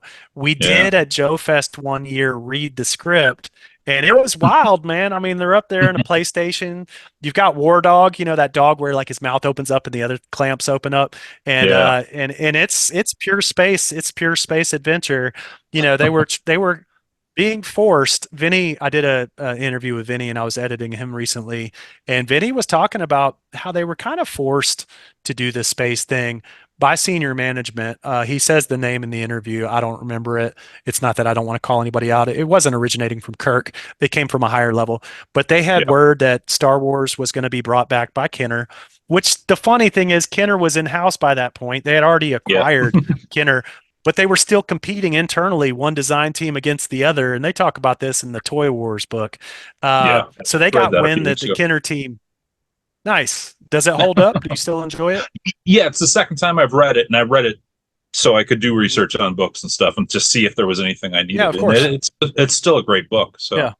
yeah, For anybody that hasn't read that, it's called Toy Wars, and it's by G. Wayne Miller, and he was embedded, at Hasbro, I believe, for quite some time. yeah. It was And like he wrote a four book straight that was years. 4 years. Wow. That's a Yeah, commitment. yeah, So anyway, check that book out if you want to hear more about the kind of intercompany drama between, the different arms of Hasbro at that point. The Kenner team was yeah, located in Cincinnati. The G.I. Joe team was located in Pawtucket. And as we all know, they eventually took G.I. Joe out from the hands of the Rhode Island team and gave it to the Cincinnati team. yeah, Now, Kurt Groen, who was the figure designer from 1990, 1991, his first figure was Vapor. Kurt Groen actually made the journey. I think he relocated yeah. I to think he did Cincinnati to work on the Extreme line as well. So it's not like, there was no continuity at all, but there was, very little. Kirk and Vinny. Very little. Yeah, exactly. There was very little Yeah. continuity. I literally think the only connective thread was Kurt Groen. I think you're So, right, because I only just recently found out he had moved over there. I don't think he's mm. mentioned in the book as having transitioned, so I Oh, really? wasn't aware of it. Yeah, because it didn't really get He into definitely who moved. So he he got didn't into who talk too much didn't about the move. Extreme. It touches on Yeah, it. yeah, There's maybe like 5 pages about Extreme, and it's just mentioned, and the fact that it's taking, because it came out, the story of the book ends right as GI Joe Extreme is coming out. So because it's like before, yeah. and the book came out. The name, I think the book was released like 96, and the story ends around the end of 94. So Gotcha. So I want to go back. Yeah, it's an interesting book. Yeah. Go ahead, David. I want to Go go ahead, back David. to Hector Garido because we got No. off topic, and that was my fault a couple of times. So, uh, Yeah. but it's exciting. I love talking about this stuff. I just could talk about this all day long, Of course. especially with people like yourself. But Oh, thank you. the the way that GI Joe is kind of positioned, I talked to a guy at Mattel about how they kind of worked the toy out, and that's my background. I'm in the retail toy industry. I've been in that industry for many years. So I talked to vendors and I talked to merchandisers and stuff. And I've talked to buyers and things like that in the toy industry and how this stuff works. And this Mattel guy would always say, like, "Oh yeah, Hasbro beat us to this particular color of packaging or whatever." Like they were trying to do a black packaging for something. Maybe it was Masters of the Oh, Universe or a branch of Masters. I'm not sure. But Hasbro, he said Hasbro beat them and got the black packaging instead. And I had asked Kurt Busigan about this. I said, did do you guys like compete on like the colors, the sections of the toy aisle to make sure your section is like attractive and brings out the most you can when a kid comes down the aisle? Because we've seen these Toys R Us aisles where there's huge aisles full of GI Joes. You don't see Masters of the Universe in those aisles, but I know there were stuff with Masters of the Universe, and Barbie to this day has an entire aisle, almost Yeah. 2/3 of an aisle, and it's just pink. So Yep. that aspect of how the design and how the commercialization of GI Joe was presented for the toy stores, the retail stores, and the aisle and stuff like that. Hector Garido's artwork was obviously an eye-catching thing, and the black packaging with the white border and stuff like that. You can see all these have white borders and things, and that's a big contentious thing right now with Hasbro and the fans, that they're not using the white border on the figures now. No white border, and yeah. so they're arguing back and forth, trying to figure that out, stuff like that. But Yeah. was that something that Hector ever talked about, that merchandising aspect, or do you know anything about that merchandising aspect? Oh, absolutely. Absolutely. This wouldn't be Hector's wheelhouse, though. This would be Ed Morrell's wheelhouse. And so Ed Morrell went to school for graphic design and packaging, and he decided that he didn't want to go into advertising design because advertising was so short-lived. He wanted to go into packaging design because you'd have a much larger or longer shelf life. And one of the things that gave Ed a lot of pleasure was creating that unified brand experience while looking at a whole aisle full of products. He said, you know, Yes. the sum of the parts are so much greater than the individual pieces. It's not about doing an awesome blowtorch package. Yes, that blowtorch package needs to be awesome, but it needs to be all of 1984 together on the shelf looks awesome. And the way that you get there is by consistency, right? And that's the thing. That's the thing that frustrates me about Hasbro right now, is that the consistency in packaging has been lacking. Classified's doing amazing, but you know they've and I'm not just talking about the plastic-free packaging thing that happened. I'm talking about the selections of diverse illustrators to create different looks for each package, and then Yeah. the packaging revisions in addition to that. So, I mean, I've got all the classified figures are on these shelves around me. I look at them every day. They're all here, right? Um, and I it's love that. not, it doesn't give you that, it That doesn't give you that cohesiveness. unified brand. Sorry, Yes, there's but not brand cohesion. but but Yep. sorry to interrupt just for 1 second. I want to interject this one little point. I Mhm. showed this Sergeant Slaughter. This was done by Adam Riches, who's a packaging artist for Yep. toy brands at the moment. Yep. The first year and a half, there was a different artist on every one of these Joe packages for Hmm. classified. And I was like talking to several of them, and I saw several interviews with the full force with several of these artists. and they were all inspired by Hector Garido, and they were all in love with this Mhm. brand, and they wanted that opportunity to do what Hector and these other gentlemen Yeah. through the years had the opportunity to do that they couldn't do. And I thought this is a beautiful thing, that these guys Mhm. get to now do what they love, be artists, be painters, and Mhm. design things that they love. GI Joe, like Hector Garido and all the other artists through the years. And I thought of it as a wonderful, wonderful thing for the brand. But I can see the brand consistency obviously didn't really match. Yeah. Yeah, I mean, I remember Wave One, right? Where you had Scarlet that looked like it was illustrated by Adam Hughes. Beautiful illustration, nice rendering of Scarlet. You had Duke, who was more comic book style illustration with a questionable blue hue on his face, which made him look like an alien a little bit, in my opinion. And then you had Roadblock, who was a very polished, I believe digital painting rendering. All of these were fine in their own right, but Yeah. it didn't create that cohesion that somebody like me would and somebody like Ed would like to see on the shelf where it's all tied together. So yeah, I think Ed's primary responsibility back then was to work as a consultant and a steward for the brand. He was a hired gun. So ultimately, if Matt Lysak, the packaging department internal at Hasbro, wanted to do something, ultimately Lysak could make the call, right? But Ed Morrill, as the contractor, was, he had that credibility of working in the consumer packaged goods space with a lot of big brands. And so I think what he said carried a lot of weight. And I think Stephen Hassenfeld always had Ed's back and put some weight behind Ed. So I think Ed was really able to hold it together and keep the brand super consistent from 70 to 76 when he did Adventure Team, and from 82 to 88, 89 when he was doing Real American Hero.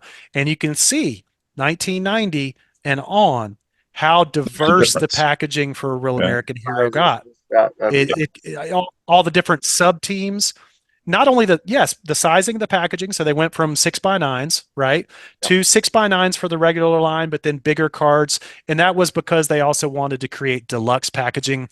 figures. Yeah. So you started to get things like talking battle commanders, sonic fighters, electronic supersonic fighters, eco warriors, et cetera, mega marines, where they added in some electronics or some Play-Doh, but they didn't call it Play-Doh. Where they added in something with the figure, and then they could charge a deluxe figure cost for that figure. And that's when those figures in the 90s started becoming profitable, like significantly profitable. Whereas before, the figures were almost the loss leader, and the vehicles was where Hasbro made the Yeah. primary share of their GI Joe money. So in the 1990s, you see GI Joe packaging go all over the place. They scaled them up for the deluxe figures. They did different backgrounds for every sub team. They revised the Yep. logo in 1990. They got rid of the digital explosion backgrounds entirely in 1993. They went to 6x10 for the main line in 93. They revised the 94 card backs twice. They did them with the colored outline instead of the white outline. They had red for Yep. Cobra and blue for the Joes. Oh and yeah. and then they switched it up entirely and went with the vertical logo that went down the Yep. side, and that was a great rebrand. I really like that mid 1994 rebrand that Vinny and company have been working on. I Yeah. actually think that was the most bold packaging revision that the internal department ever pulled off, and it's really a shame that it wasn't allowed to be seen through entirely. Because long story Yeah. short, I'll geek out on this too much. The Battle Core figures came out in two waves in 94. All right. Wave one came out on the horizontal cards. Wave two came out on the horizontal cards and then came out on the vertical cards. They never got to double back and do wave one on the vertical Yeah. cards. And it's just kind of a shame. Like, as a carded figure collector, I want both, man. And they just, You was, want that consistency. it was a new, You're obsessive I compulsive. do. I want to own every one of them with the horizontal and every one of them with the vertical. And since they Yeah. canceled the line in August of 1994, they just never got that rebranded Wave 1 out. But my Yeah. point was that from 1990 until 1994, they constantly changed the packaging. Yeah. And you get the feeling it was because you didn't have an Ed Morrill, or a Stephen Hassenfeld saying, listen to Ed, when it comes to packaging. And so they were just trying a lot of different things. And you have to remember that the 3 3/4 inch figures, no matter what anybody tells you, the 3 3/4 inch figure sales were declining. The reason Yeah. that the total sales for GI Joe went back up in 92 and Was 93, volume. it was volume, and it was the 12-inch line.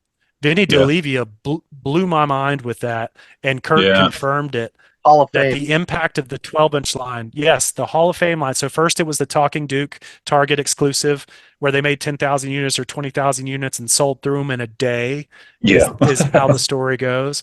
And then Yeah. they They were obviously sold out ordered in a day. more. I remember Uh, standing in line to get a rain check for it. They Yes, were and Target gave gone. out IOUs, right? So you Yep. experienced that. Oh, So Yep. that was such a surprise and amazing, affirmation that there was an appetite for this 12-inch stuff. And so the Hall of Yeah. Fame line did really, really well for them in 92. Because was the Duke one in 91, Roger, Yeah. at 91, Target? and Was that a 91? I Uh, believe so. And then and so I 92, yeah, I remember having to call Targets you'll to see figure in out the which video one. interviews. Yeah. Yeah, yeah. You'll see in Kirk Bazigian's interview and definitely Vinny's interview where I got a chart that was the 1993. It was 1982 to 1993 sales numbers, and it was the entirety of Boys Toys across all companies, and then the share of that's GI Joe. Right. And this was for 1982 through 1993. So we've been able to, because people always talk about the sales performance, and this is the chart from Hasbro's internal numbers presented internally in 1994 about 82 to 93. So we got facts right here. Yeah. And then I made the assumption, this was me, and I think a lot of archivists and historians like me made the assumption that, oh wow, so the 3 3/4 inch was really having a resurgence. Their sub brands and all the wacky stuff they were doing, it was paying off, and they got it back above 100 million in 1992 for the first time in several years, I think since 1989. And so 1992, by all measures, was a success. They didn't Yeah. get 193. I think they only made 88 million in 90, despite the massive amount of product that they pushed out. So Yeah. what pushed them over the 100 million mark, and this is coming from Vinny, who was brand manager at the time, was that 12-inch Hall of Fame line. That's what put them back as a $100 million brand. So the 12-inch stuff was extremely, extremely successful. Which is kind of Sorry about shocking the looking tangent, back at. David. well, that's I've come to expect that with you, my friend, because you have so much knowledge that you go off. That's why I'm the interviewer. I have to rein you back in. Yep. Pull me back in, man. I mean, the Hall of Fame stuff doesn't even have package art. I don't know why I'm talking about it. So I'm not sure you recall back in the 80s. I can distinctly recall going down to this toy store. We had a toy store. I think it was like Toy World. It was the one with the big panda and the big dinosaur in front of it, those big sculptures, and it was a castle or whatever. I don't know what it was called. But that's the toy store that I Yeah, I got. didn't get to go to that one. Yeah. It was up in New I didn't get to Hampshire. go to that one. Oh, okay. Yeah. Well, it was in New Neither did I. Hampshire. It was right down the road from where I lived in Salem, New Hampshire, and that's where I got into GI Joe. That's where I became a big fan of it, and I got my first GI Joe was Destro, and Nice. yeah, uh, and so those aisles, they weren't as big as those Toys R Us aisles, but it was a distinct measurement of product and identity for the aisles and stuff like that. And then at the very end, you'd have like Dukes of Hazzard, Battlestar Galactica, whatever, All the all that little stuff. ones. Yeah, Yeah. exactly. So Hasbro, the way that they do these things, they pay extra for certain positioning in the aisle. Like they've been doing it with Transformers for decades now. They switch with Batman. I guess Batman's the big Mattel thing was for a while. Now it's Farland Toys.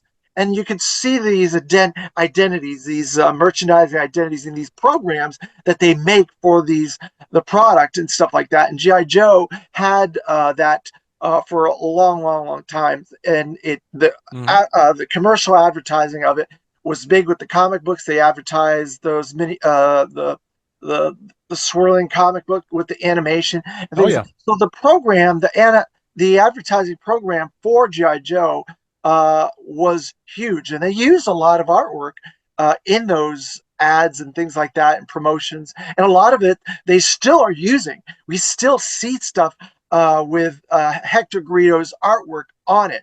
Yep. The GI Joe issue 1 cover. I don't know who's the artist on issue 1 of GI Joe, Roger. Is I that want not to a say it's Trimp? Trimpy. I Yeah. think so. Tribute cover. Let me check my book and see. So that- I do think that's right. That sounds right. I think that's a Trimpy cover. Yeah, I'm pretty sure it is. So it's Cover, based on the. yeah, It's cover based artist on this. Trimpy and It's McLeod. based on this, right? You know, Yeah. this is a I think it's situation. the other way I around. think it is the other way around, Yeah. Roger. Yeah. Thank you. I appreciate Yeah. that. So there's a section in the book where I talked with Nelson Yomtov. Short, he goes by Nell. Nell Yomtov worked at Marvel. He was an executive at Marvel responsible for licensing. When G.I. Joe struck up the relationship with Marvel to do the comic book, G.I. Joe or Hasbro didn't have an internal licensing department that would manage licensees and expand their brand presence throughout stores by having other companies make other products with their brand on it. So when G.I. Joe, A Real American Hero came out, I think Bob Prupus, Kirk Bazigian would credit Bob Prupus with this. Bob Prupus said, we're going to make G.I. Joe feel much bigger than it is. We're going to come out swinging. We're only releasing 11 figures, but I want people to see G.I. Joe everywhere in the store. And so they partnered up with lunchbox people and sleeping bag people and flashlight people and whatever. And so a large part of that was Bob Prupus, who had a history in retail. He worked at retail before he worked at Hasbro as a toy buyer. So he had existing relationships with other toy buyers. He went inside at Hasbro and worked through the rest of his career with Hasbro, I think through 95. So anyway, Bob Prupus leaned on his previous existing toy buyers, fellow toy buyers. And they also hired Hasbro hired Marvel to manage licensing for G.I. Joe from 1982 until 1984 when Hasbro decided to stand up their own internal licensing department. That's why if you see any licensing packs from G.I. Joe, it's coming from Marvel on Marvel letterhead with Spider-Man up in the top corner for those first 2 years. It was Nelson Yomtov negotiating deals with dozens and dozens of licensees. And we know that because I've got my hand on a couple of the licensing folders that would be sent to all the licensees. And they like to tout how many licensees are already signed up. So you have that FOMO as a licensor of, man, I better get on this and make some lunch boxes or I'm really going to look like a sucker when the guy down the road is making lunch boxes, you know, and I missed out on this deal. So anyway, the licensing packet, I believe by 1985, which is when Hasbro would be controlling licensing internally by that point, said that they had something like 100, 110, something like that, licensees that were on board to create G.I. Joe product. That gives you the impression that G.I. Joe is there everywhere. You know, it's not just toys on the toy aisles. That stuff's on all the I was looking at some of the stuff. Lifestyle. Oh yeah, I was looking at some of the things you had artwork for, things that I never even knew about. Weird stuff. Like what? That was a G.I. Joe licensed product? Holy cow. Yeah, like radio packs and flashlights, sunglasses, canteens, just anything and everything, man. Communication sets, you know, battlefield commander communication sets, train sets, trucking sets, anything. Just wait for my next book in 2025. That's all going to be There you all go. about that stuff. Nice. That'll be fun, man. Are you going to work with Dan Moore on that or Yeah, Drew it's me and Haggerty? Dan working on that one. Awesome. It's called G.I. Joe Live the Adventure, the G.I. Excellent. Joe merchandise guide. So happy to hear that, man. I've wanted Dan to work on that book because I know that's been a lifelong passion of Dan's. You know, we each have our different focus areas where we focus our collections, and Dan's been extreme about the licensed stuff, as well as Drew Haggerty, I believe, as well. He's going to help us too. So nice. That'll be fun. Yeah, it's me and Dan primarily, and then Drew will fill in the blanks. Yeah. David, the stuff that you saw in my omnibus, that's just the stuff that had original painted artwork created for it. There's 10 times the amount of stuff that didn't get original artwork, so that wouldn't be shown in my book. But I think it does need a book because I remember, you know, I had sheets, I had pajamas, I had, you know, anything you can think of. And you think today of the merchandising and how they do stuff today, it was way bigger in the 80s, I think, to be honest with you. Oh yeah. Now it's so piecemeal, and then it was a whole army of people doing it back then. Hmm. But the reason why I'm bringing this up is because a lot of Hector Garido's art is on this stuff. Oh yeah. Yes, it is. Or like an approximation of it where they Yeah, where they parroted it but didn't quite sing it the same. You know what I mean? Yeah. like the Walmart exclusive classified figures. Well, Yeah, yeah, there's that. See, yeah, I understand what they're doing there. They're making illustrations that more closely match the product. yeah, yeah. So like I think for like a Recondo, you can Mhm. look at that new Recondo painting and I don't want to belabor I don't want to say anything negative about whoever's painting these new packages, but they're Yeah, not Garrido, right? yeah, And You would know. it's quite clearly not Garrido. And we have that Chrome, so like if and they have access to whatever I have, they're welcome to all of it. Um, they chose not to use the original Garrido Recondo painting. They chose yeah, to repaint it so that it would more closely match the figure, is my yeah, assumption there. yeah. That's what I would think as well. But it'd be nice if it was more unified. I suppose is a way to Sure. look at it. Yeah, Yeah, absolutely. yeah. And I think the only way you do that is by having one art director and one illustrator, Yep. for the entirety of the line. And I think that might have been a decision point where they said, we don't want to do that because research shows or whatever that in today's day of social media, every artist has their own diehard following. And so maybe if you bring in 20 different artists, it creates that groundswell, that ripple effect of like somebody's going to pick up the line just because their favorite artist touched it and now they're collecting the Yeah, line. You know what I mean? yeah, So yeah, it might have been about marketing and getting the brand out in front of exponentially more people by using a different artist for every package. So I'm not yeah, in-house there, so I can't comment on yeah. the thinking behind it, but I can hypothesize on why they might have been doing it that way. Yeah. Well, market research today is definitely different than it was 30 years Oh, ago. yeah. I mean, We. there's the target audiences are completely different. So Oh, yeah. Mhm. I'd have to agree with you on that. Yeah. The stuff that we're buying is geared toward collector adults. It's not geared towards children. Hmm. Children are buying Pokemon stuff. They're buying Beyblade, that type of stuff. Very fast moving, very quick type stuff. Because Mhm. that's what the kids are into: video games Yep. and this anime type stuff. That's what it is. GI Joe is not that, and it doesn't appeal to that uh, demographic anymore. It's geared towards us, and whatever. But Well, and um, certainly I'd say the properties that have active tie-in like Minecraft are successful as oh yeah, I don't know how that Snake Eyes did, but they didn't do any more. That was the only one they did. So Yeah. I don't know. That was which Oh, probably Snake the plan Eyes? for the Minecraft, Fortnite. not the Oh Minecraft, no, that's Fortnite. That's Fortnite. Fortnite. Yeah, Sorry. yeah, yeah. See, that goes I to show you. I don't know what the freaking toys are nowadays Yeah, either. I do think that Snake Eyes being in Fortnite was a win for the brand Yeah. because Epic Games, their Fortnite has been the biggest video game in like the last 5, 8 years. Yeah. There's just a tremendous amount of eyeballs on that game, and so having Snake Eyes in there and raising the visibility of GI Joe overall was a hell of a move, you know. Yeah. So And it's regardless of clear whether that, or not, yeah, it's sorry, clear that it was influenced by G.I. Joe in the first place. So yeah, oh no, for sure. There are yeah. Fortnite characters. The character designer or designers, I'm sure Straight they're out. That means, responsible. yeah. Oh boy, it's Firefly is clearly. talk about parroting. Talk about Yeah. parroting some designs. They just straight copped so many GI Joe designs. Yeah. Firefly, Alley Viper, like you see these comparisons side by side, and you're like, come on, Yeah. guys. Like But you're not that's even Pretty. changing a few words on your homework, But that Yeah. goes to show you the inspiration that these creators from that era affected the globe, Yeah. around the world. Oh, Hello, hello. it's no doubt that they affected a whole generation of creatives, Yeah. you Yeah. know. Um, We grew up just consuming this stuff, if it's cartoons or comic books or toys, package art, whatever. And I know for me, it turned me on to a creative lifestyle. I don't think I would have necessarily ended up. I drew comics from sixth grade to 12th grade, and then I went to design school, and that's when I got into video and animation. And then in Yeah. 2012, I started the website. In 2015, I started the books. And it's just like throughout my whole life, I feel like G.I. Joe's been a creative influence for me. That's like challenged me to try new things. Like Larry Hama's G.I. Joe was my first comic book.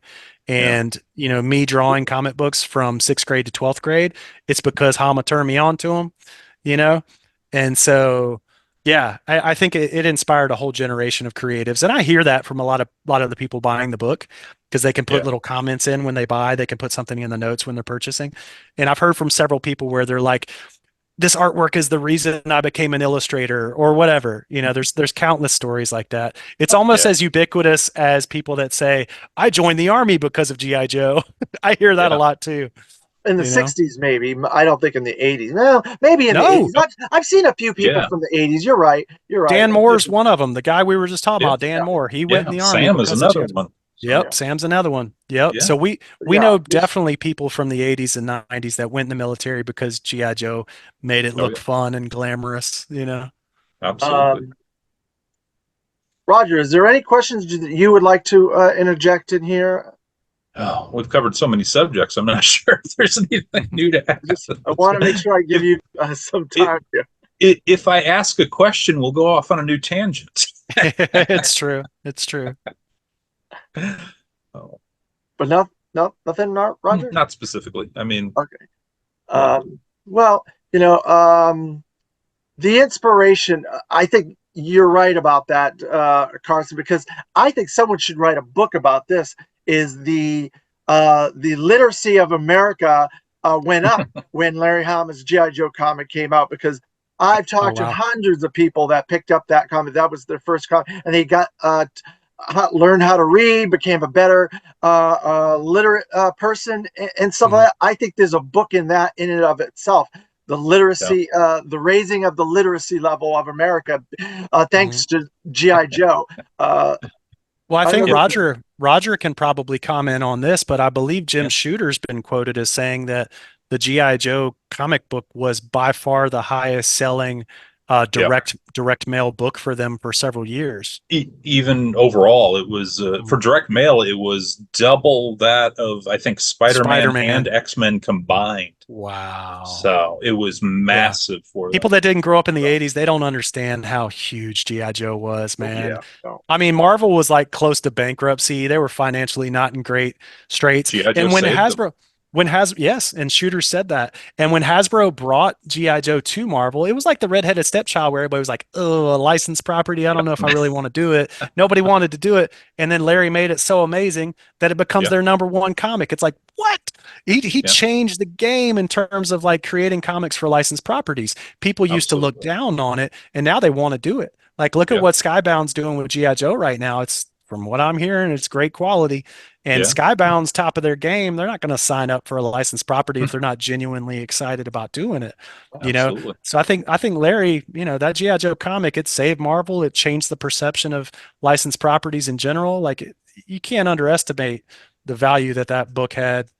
No, you really GI can't. Joe itself has saved Hasbro's bacon 2 or 3 times over the decades. That's Uh, right. every Yeah, That's 20 right. years or so, they rebrand it, and it saves them again. yeah, Alan basically. Hassenfeld, Alan Hassenfeld, one of the Hassenfeld brothers that Hasbro is named after, right? Yeah, Um, Alan Hassenfeld gave a speech at HasCon in 2017 where he recounted two of the times that the GI Joe brand specifically saved Hasbro when they were tight on funds. One example of that is in the late 70s, they actually sold the international licensing rights for mhm. GI Joe, and then they weren't able to buy those back until the early 80s when A Real American Hero was like a bona fide hit, and Yeah, they were flush with cash again. So they got yeah. their That must have been when they bought Palatoy. yeah, that's right. I'm Yeah, not sure if it was exactly then, but yes, yeah, Palatoy was making their own stuff, and then they licensed the GI Joe stuff, and then Hasbro just bought Palatoy. yeah.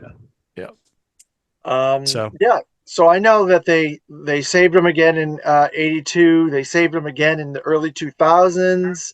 and I think Classified has really brought them back again. Even though Hasbro as a company is not doing very well, I know for a fact the GI Joe brand is their most profitable brand at the moment from That it internal is. people that I've spoken to right now. Yeah. They're selling more GI Joe figures right now than they have over the last 15 years, from about 2010 or 11 till now. It's the most successful it's been right now.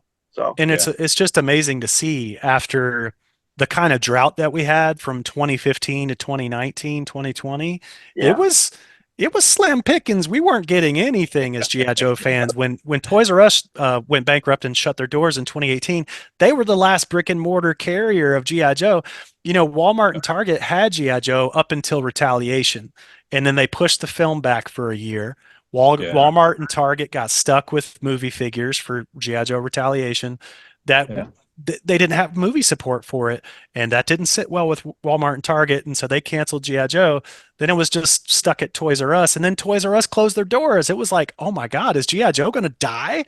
And then Yeah. and then here we are. You know, 2020, the rebirth at a larger scale was the trick. And to me, it's not that the 6-inch scale was the trick. The trick was that GI Joe is so interesting and awesome, and that all you had to do was introduce it to new people that only collect that scale, and right. people that collect that Absolutely. scale and that are tired of the Marvel movies now and are tired of the Star Wars movies now, and they're looking for something else to get into. Yeah. And those people are like, oh, GI Joe's interesting. These characters are fun. I Yeah. swear, I think wholeheartedly that's why GI Joe's doing so well right now. It's people kind of tired weaning off those other brands that are getting into it. Yeah. How I many think you're Darth 100. Vaders can you get? I think you're right. Well, you would know, Roger, how many Darth Vaders being a toy vendor, but I think you're 100% correct. But how many times do the fans have to prove to Hasbro that G.I. Joe, and they own all the rights to Joe? That's the crazy thing. You'd Yeah. think that they would understand their own brand after 60 years. This is the 60th year that they don't listen to their own fans, their own people that buy their brand, that they want to support this brand. It's unbelievable. Every 20 years, it's like you repeat yourself, and then they're proven wrong again. And we're in that era right now. They're being proven wrong again. But So I have absolutely no data to back up this theory that I'm about to throw out there. But what I believe is there are lifelong diehard fans like us that are Mhm. going to continue to buy GI Joe through the ups and downs, through the groundswell of product and then the contraction of product. I believe there is a contingent of Joe fans that will stick with it, see it through. But I know just from listening and watching Classified that there are fair weathered fans Oh that yeah. will come into the brand, buy the brand, speculate on the brand, buy 5 of every figure because it's going to be a great investment, idiot. And and really, you know, inflate the numbers. But then the second something happens that they don't like plastic free packaging, oh, I'm out. This is BS. You know, I'm done. And those people. So you're going to have, in my opinion, you look at 64 to 76, you look at 82 to 94, you look at 2007, in my opinion, or excuse me, you look at 97 to 2007 with the 3 3/4 inch. You look at 2007 until 2018 with the 4 inch highly articulated, and you look at 2019 to now with the 6 inch. These things go in cycles. There's a life cycle for every product and every iteration of the brand. And you're not going to have the masses buying that brand at that scale or scope or that iteration indefinitely. People get fatigue and they don't want a 15th Snake Eyes or Cobra Commander or whatever, and they will just get fatigue and they'll fall off. So Yep. this classified thing is not going to last forever. I was on a call with Hasbro and I said, look, you can mark my words. I bet it'll be done in 10 or 12 years, right? If we're lucky. If we're lucky. This iteration of G.I. Joe will be healthy if we're lucky for at least 10 years because that's what history shows, you know? Yeah. 13 for the 60s, 13 for the 80s, 10 for the 3 3/4 inch, another 11 for the 4 inch, and then however long we get for this. I think if we get 10 years out of it, great. I hope they make everybody that they want to make, that the fans are begging for in the first 5 or 6 years, just in case. Like, just go ahead and make them. Don't hold that forever. You know, go ahead and give us all the dreadnoughts. Go ahead and give us, you know, the people that we need. Because how many times as like lifelong Joe fans have we seen this happen where we're collecting one iteration of it and it's awesome, like Sideshow Collectibles 12-inch figures, which I yes, absolutely adore, and we'll never get Snow Job. We'll never get, you know, Scarlet. We'll never get Lady J. We'll never get the Dreadnoks. How do we not have the Dreadnoks? And we've had Sideshow do it. We've had Hot Toys do it. Now I've got, what is it, 3-0 or 3-0, I yeah. yeah, yeah. Yeah. So we've had three companies making those really nice 12-inch figures, and we've still never got the Dreadnoks. Nope. Like, come on, man. So my hope is that with Classified, within the first 6 to 8 years, make all the high level people, man. Just go ahead and make them for us. Don't leave. I understand though that they're peppering in the I hot get it. characters and I get trying to it. put some low tier characters. I get But it. I think there's too much cannon fodder. Like, how many versions of the Bat? I love versions of the Bat, but they've already Well, done like 6 versions of the Bat in like 2-3 years. that's Yeah. just them cashing in on their mold cutting investments. We I we know, all we I all know, understand. We all understand what that is. I know, I know. But I agree with you though. but Heck, don't just give us all the Kamakuras before you give us the Dreadnoks. You know what I mean? yeah. Or I mean, I love that they're making some new figures. That's cool. But I'd rather have the Dreadnoks first, just in case this thing cools off. I know we're getting Torch in a couple of months. We should be getting Yep. him, and I Yep. And know we just got Buzzer. yeah, we're going to be getting Nagahide, and I believe Road Pig is coming and Xandar's coming. Nice. Uh, if they can do Zanzibar, I would be happy. If they get all to those, I'd be Yeah. happy. Yeah. Yeah. Some of the 2000 dreadlocks like Zanya and Billy Bob and Billy Joe and Billy whatever, I could give a rat's butt. Or even Yeah. Heartbreaker, all right. Heart wrencher. Yeah. Heartbreaker. You're It's right. I would rather see them do like a Billy than see them do a third tier Dreadnought, right? So I do think we don't have to have a recreation of every 3 3/4 inch figure at 6-inch scale. I think they can tap into the lore of the comic books and the cartoons and give us some new offerings in action figure form. Mm-hmm. Yep. So let's get back to Hector Garido one more time. Okay. Is there any last comments, Roger, you would like to make about Hector Garido and his impact and his position within the G.I. Joe brand, his legacy?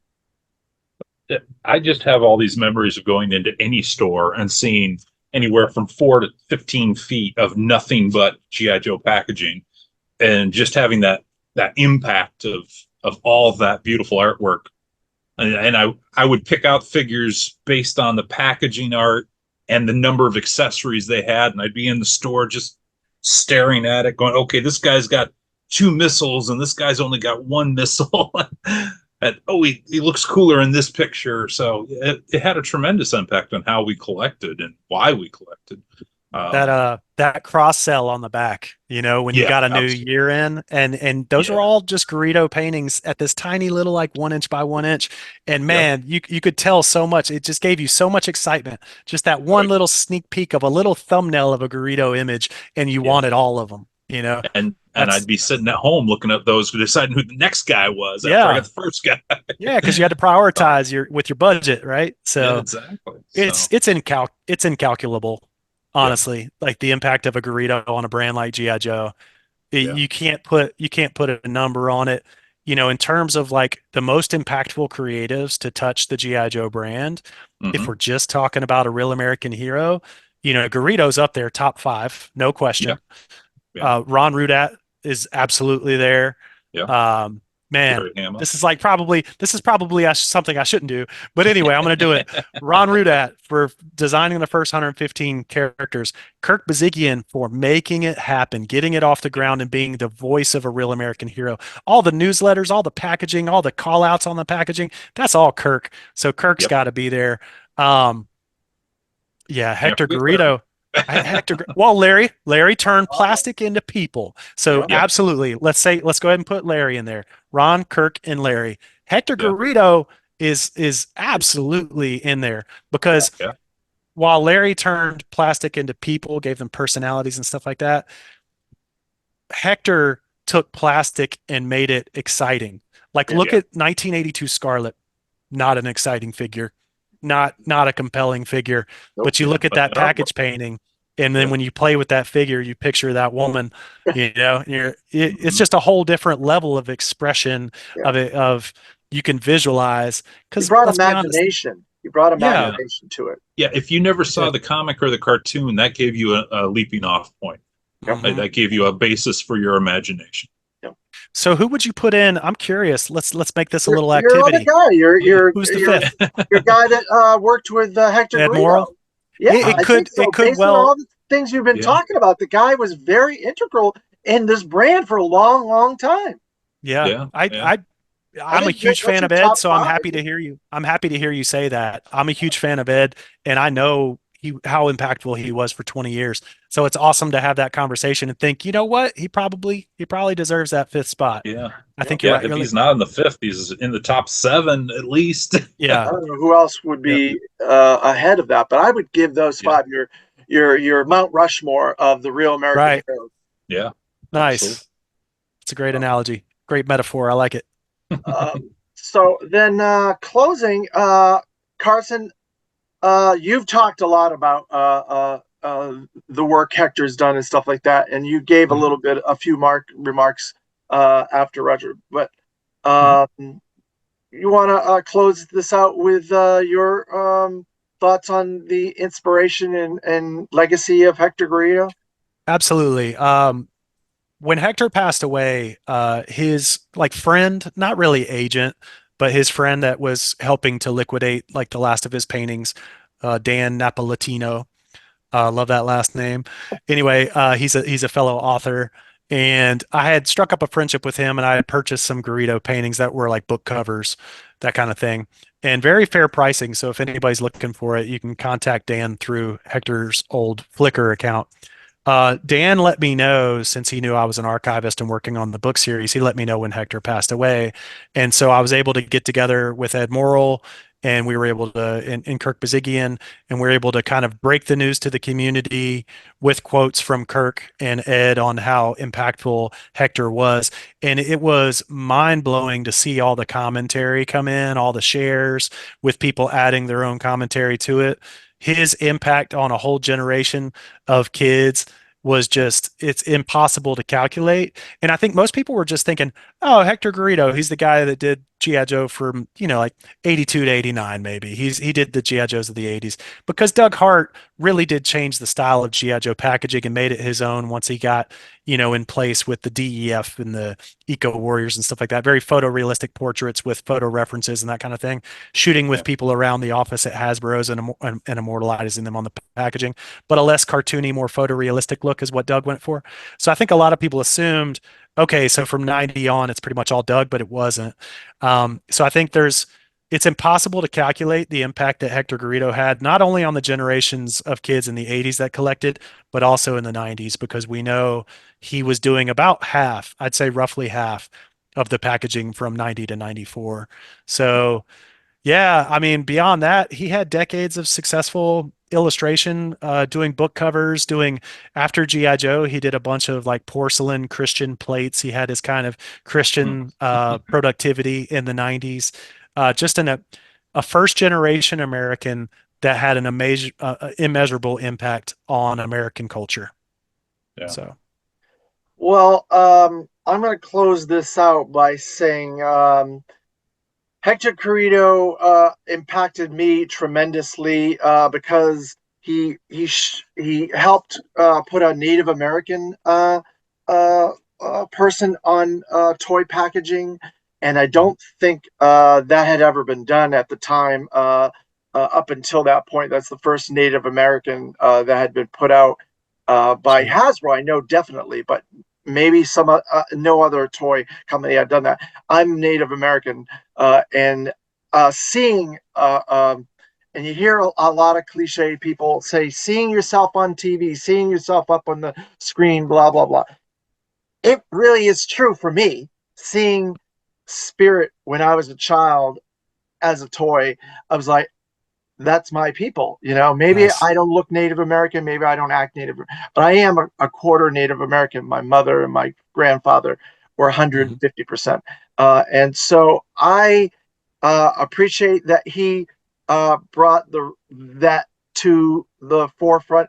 And I know the Hasbro had to rearrange Spirit a little bit to make it less, you know, uh, Offensive? huh? Not offensive. I didn't think of Spirit as offensive in this picture. No, but didn't he have some offensive text on the original card before they released him? It seems Maybe, to me that there was maybe.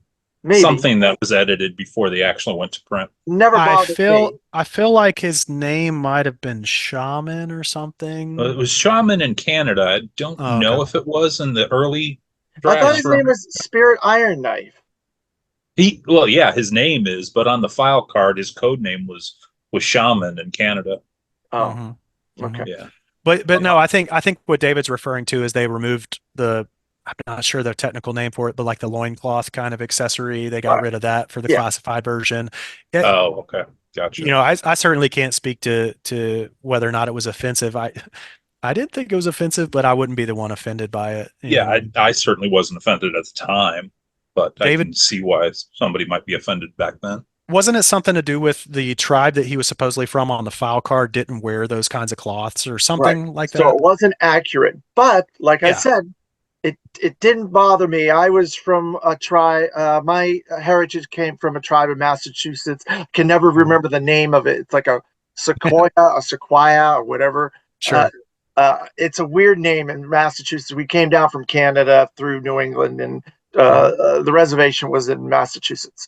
Mhm. Uh, but regardless, they were on the store pegs, and I could see a Native American. That's all that I cared.